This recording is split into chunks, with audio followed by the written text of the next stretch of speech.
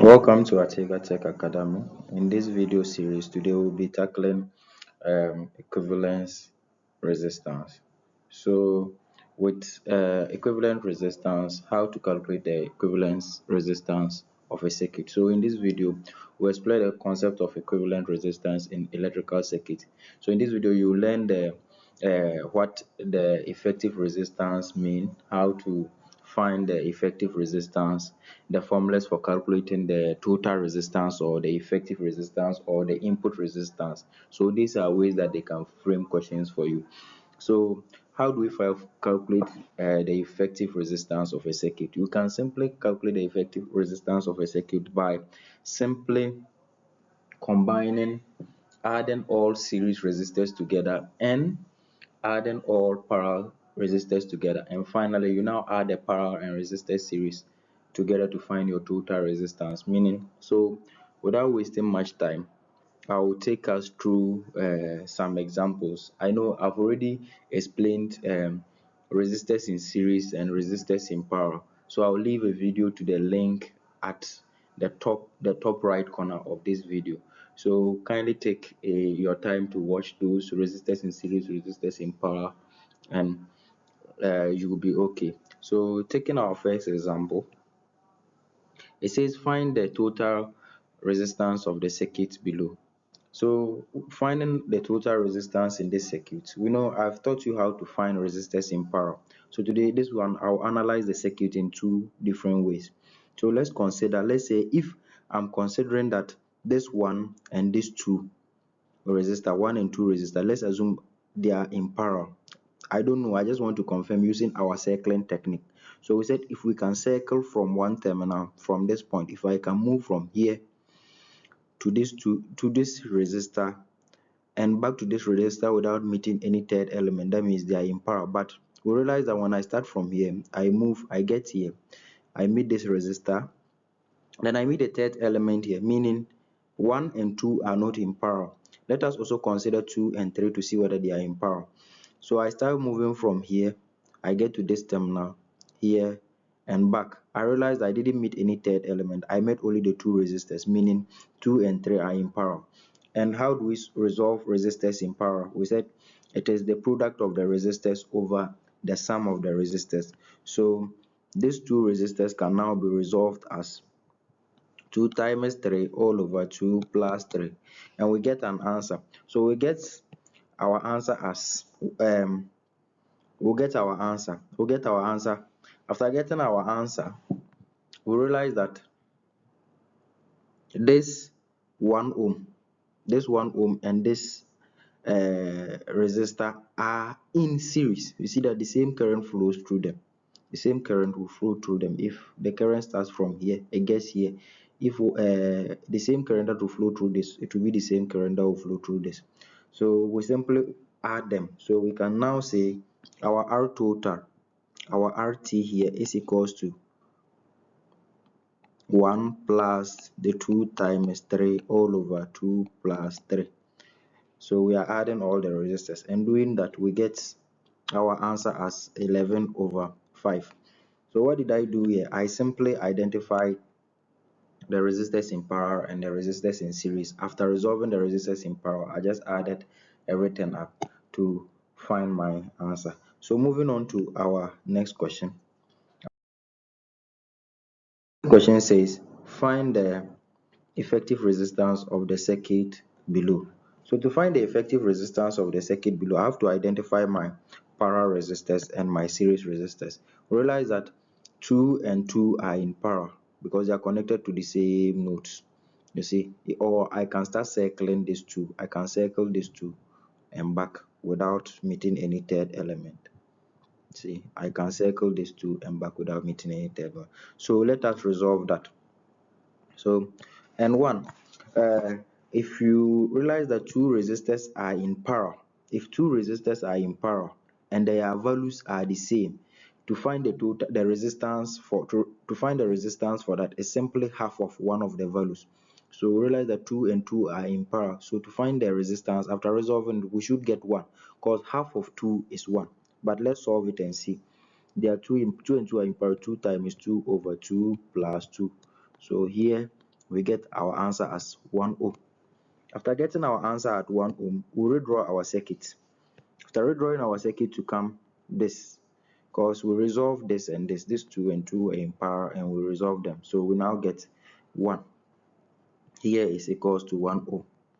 Get our 1 ohm. After getting our 1 ohm, we'll come and realize that this 1 and this 1 are in series, because this circuit, the same current will flow through them. There's no any junction for it to split.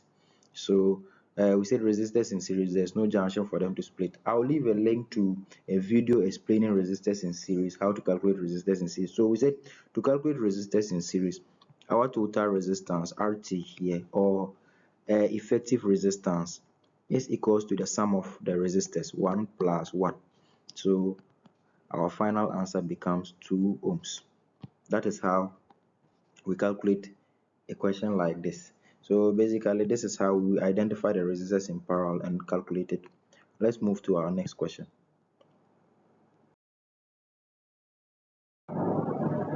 Our next question says find the total resistance of the circuit below. And to find the total resistance of this circuit, we have to first of all identify the parallel components and the series component. But let us look at some. Realize that 4 and 6 are in parallel. Why? Because I can circle, I can move from this node to this node and back to this 4 without meeting any third element. So let me circle them for you. After I can circle them without meeting any third element. But I realize that after resolving this 4 and 6, they are also in series. It will become in series with these 2. So let me resolve this. The 4 and 6, after resolving this 4 and 6, it becomes in series with this resistor. And after resolving them, after adding the 4 and 6 to this, I realize that the whole thing here will now become a circuit just like this.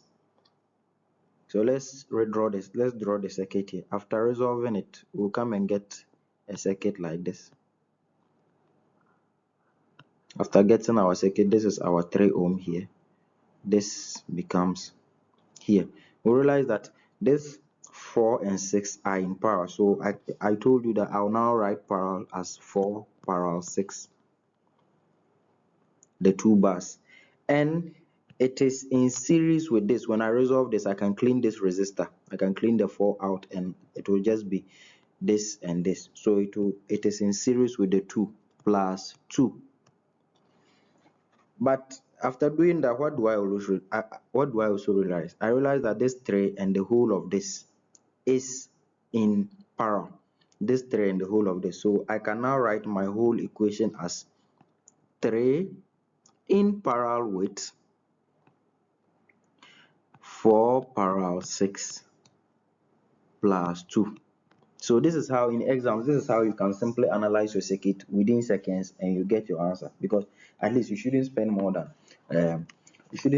than 45 seconds in a question like this. So with this one, after writing it like this, you now do your mathematics. How do we solve resistors in parallel? So we said this one 4 parallel 6. So the 4 parallel 6 here, this is our 4 parallel 6. The 4 parallel 6 is 4 times 6 all over 4 plus 6 plus the resistor that was in series, this 2. So the plus the 2 all parallel 3. Then we realize that after solving this, the whole of this bracket, we get our 22 over 5. After getting 22 over 5, realize that 22 over 5 is also parallel to 3. So 22 over 5 is parallel to 3. We end up getting 66 over 37. And that one becomes our final answer. So basically, this is how we calculate the effective resistance of this circuit. Let us take an example. So with this example, let us look at something here. Realize that the 50, and they said find the effective resistance of the circuit below. Realize that the 50 and the 50 are in series. So 50 are in series. So it becomes 100. We simply add resistors in series, we simply add them. So 50 becomes 100. So we draw our circuit like this. This is our 20 here. This is another 20 here. And this is our 100 now. So we now have 100, 20, 20. And we realize again that this 20 and 100 are in parallel. 20 and 100 are in parallel, so let us resolve them. 20 and 100 in parallel becomes 20 times 100 all over 20 plus 100, and we get 50 over 3. So with 50 over 3 is also equals to 16.6, what do we call it, 667 ohms. Then we can now redraw our circuit as this, because here becomes our 20 and here becomes our 16.667. So we can say our total resistance is equals to the sum. These ones are now in series, we just sum them up. So input effective resistance is now the 20 plus the 16.667, so which now becomes 36.667 ohms. Please, the units are important, always write your units. So let us take another example to really understand. So with this second example, it says find the effective resistance of the circuit below. How do we find the effective resistance of this circuit? Realize that 6 and 2 are in series, 6 and 6 are in series, and after combine, and these 2 and 6 are also in series. So let us combine it and redraw our circuit. So combining it, we get this. Then we come and get this. Here becomes 8, because that is the 6 plus 2, and here becomes 12. That's 6 plus 6, and here also becomes 6 plus 2, which also becomes 8. So what do we realize? We now realize that 8 and 12 are in parallel. 8 and 12 are in parallel. And after resolving this, it becomes in series with the 8. So let us resolve 8 and 12 in parallel. 8 and 12 in parallel becomes 8 times 12 all over 8 plus 12, which is equals to 4.8 ohms. After getting that, we simply redraw our circuit, and this becomes our 4.8 and this becomes our 8. So our total resistance, or our effective resistance, is equals to the 4.8 plus the 8, which is now equals to 12.8 ohms. And this is as simple as that. That is how we calculate the effective resistance of a circuit like this. Then let us take our second but last question for this video series, and I think we should be good. Effective resistance. So what is the effective resistance of the circuit below? All resistances are in ohms, and with this one the value here is 3. In case you don't see it well, this is what. Let us analyze the circuit. So this one I will allow you solve it on your own and leave the answer in the comment section. So this one becomes 4 times 4, because 4 and 6 are in parallel and in series with the 3. So after resolving our 4 times our 4 and 6, we can just add it to this because they are in series. We can just add it to this. So 4 and 6 are in parallel, 4 6 parallel, so it's equals to 4 times 6 all over 4 plus 6, which is equals to 2.4 ohms. Then we realize that the answer we got after resolving this is in series with this, because after that we'll clean this resistor, this 4, we just clean it. So it's in series, it becomes in series with this. So we now add it to this. So 3 plus 2.4 now gives us, so in series with 3. So plus 3 here is now equals to 5.4 ohms. Then we will draw our circuit again. Redrawing our circuits, we can realize that this 4 and this 5.4 are in parallel, because I can circle them without meeting any third element, are in parallel. So to calculate that, it also becomes 4 in parallel with 5.4. So 4 times 5.4 all over 4 plus 5.4, which gives us 2.33. So the decimals are long, I just approximated it. It's not good to always approximate. Please always use the fraction. That's something that I want you guys to take note of. Use the fraction. So after using that, that means after I've resolved this and this to become 1, so I can clean the whole of this one out. I can clean this one out. So I'll just clean this one out. After cleaning it out, and I'll change the value. I'll now replace this value with 2.3 because I resolved this and this. I'll now change this value to 2.3 because I've resolved this and this. Then I redraw my circuit again. Someone might ask, is redrawing the circuit important? Yes, it's really necessary because it really helps you to get the right answer. Redrawing the circuit can, but if you really understand it well, there's no need in drawing the circuit. But if it is theory, showing your work will give you more marks. Yeah. So you realize that after redrawing our circuit, realize that this one and the 2.3 we just found are in series. This and this are in series. So we simply add them up. So it becomes 1 plus 2.33. So it becomes 3.3 ohms. Then I now redraw my circuit. Redrawing my circuit, I realize that this 3.3 and 3.3 are in parallel. So 3.3 and 3.3 are in parallel. So I simply do my mathematics. 3.3 divided by 3.3 plus 3.3. Then I finally come and get my RT as 1.65 ohms. So basically this is how we calculate resistors in parallel, resistors in series, and how to calculate effective resistance. So let us take our last question on this video series. You'll realize that our last question says we should find the total resistance in this circuit below. And I know by this time I have explained short circuits. I will leave a link to the video on top, short circuits and open circuits. There are videos on it, so you should go and watch those videos to really understand. So realize that there's a short circuit in this circuit. They say we should calculate the total resistance. There are a lot of resistors here, but we realize that if we find out the short circuit, we realize that we'll just be dealing with a few resistors. So when current starts to flow from here, it gets here is placed. But when it gets to this node, it realizes that there are resistances here, but there's a free path for it to pass here. You see that this path, there's no resistances there, and we said the short circuit is a branch of practically zero resistance, so there's no resistance here, so it will just pass here all the way back to the source, because this was where it started.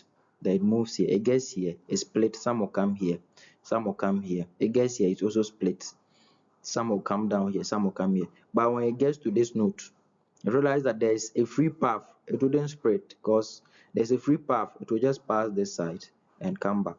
So when we are analyzing the circuit, the whole of this part will not be part. We'll take this whole part that I've circled in green out. So we'll take it out and redraw our circuit to look like this.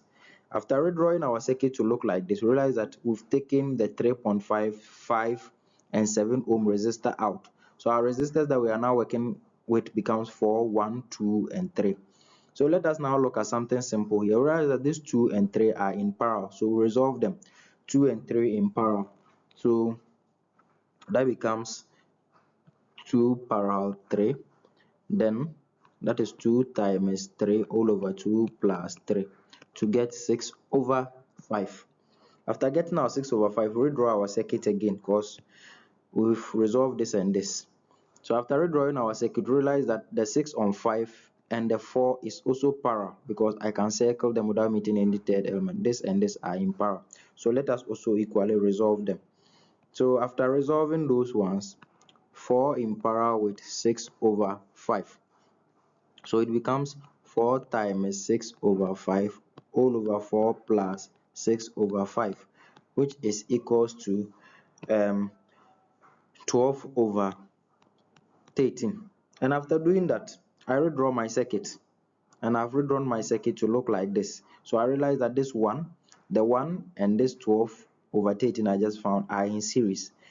So our total resistance RT now becomes our 1 plus our 12 over 13, which is now equals to 25 over 13.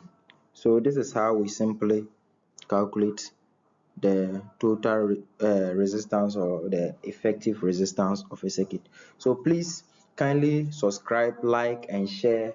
Leave a comment. If you don't understand anything, kindly leave a comment. You can contact us so that will take you through to really understand. So there are a lot of videos. I'll leave a playlist, my Apply Electricity playlist. I'm covering everything you are doing this semester. You need to get at least a 90 plus in your exam. So please like, subscribe, and watch for more. Thank you very much.